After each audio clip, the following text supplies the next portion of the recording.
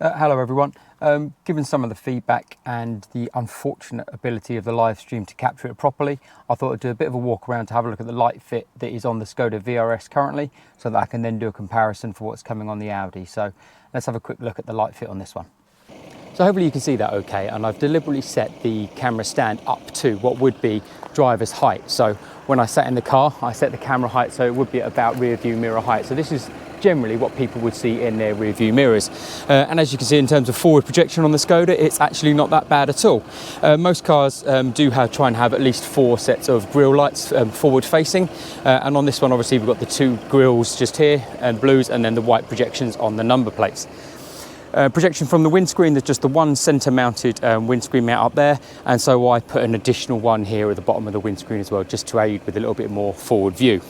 It's worth noting on this one, in terms of what we've got front facing as well, is that when we have a look at the side profile, and I'll show you just a minute, that there's these 3/4 lights as well here as well, so that when you're projecting out into junctions, you've got these to show what's going on sideways. Because, and as again on subsequent fits, you'll notice that on the number plates, most of the time these ones are pointing sideways. But because this Skoda doesn't have them and it has the 2 grilles facing forward, we have the 3/4 on here anyway. So just to highlight that, we'll have a quick look at the side profile. Nice. So as you can see, in terms of the side profile of the car, and this is where most of the time unmarked cars do sometimes struggle, is the side profile of the car. You are very reliant on both this one here down on the grille, and then any in the quarter panels. So there's just this one in the 3/4 panel up here. Otherwise, in terms of profile projection, there's not that much in terms of blues. That's why you have to be very careful when approaching junctions and coming out of junctions to really utilise your position to try and maximise the front view of the car and show those 3/4 lights as well. So moving to the back of the Skoda. So in terms of the rear projection on this one, it is just the 2 on the number plates for this one that are rear projecting. We don't have any up in the windscreen, in the rear view screen, which I think we will do in the Audi.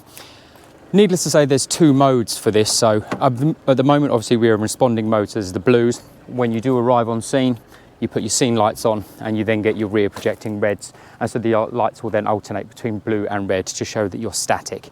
Highlight that again, obviously, when you are on scene as well, if you do need to open the boot to get some kit out, obviously these lights are then going to hide so you won't be able to see them.